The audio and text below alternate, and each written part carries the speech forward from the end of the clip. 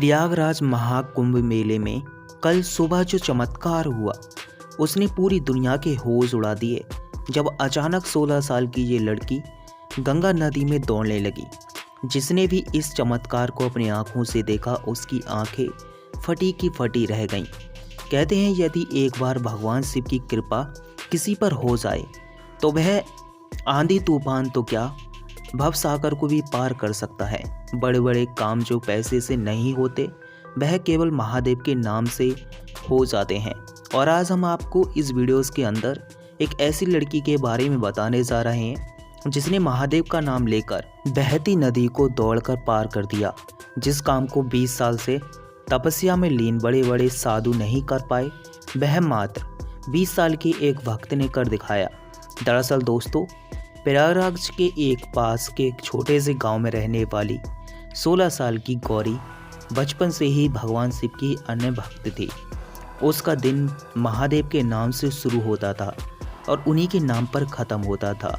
गांव के पास गंगा नदी के दूसरी ओर एक नागा साधु की कुटिया थी जहां गौरी रोजाना भोजन लेकर जाती थी।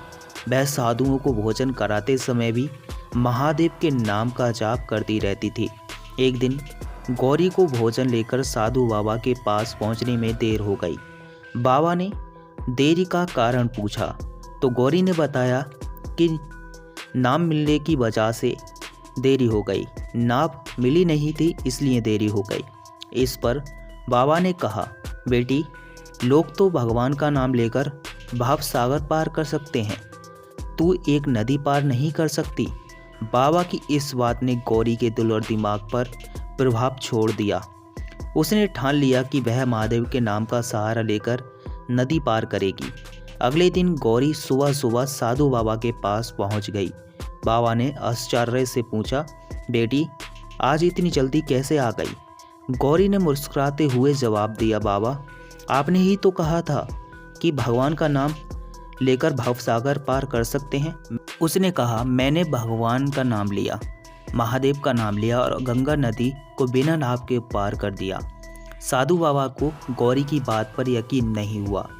वे प्रमाण लेने के लिए उसे नदी के किनारे ले गए।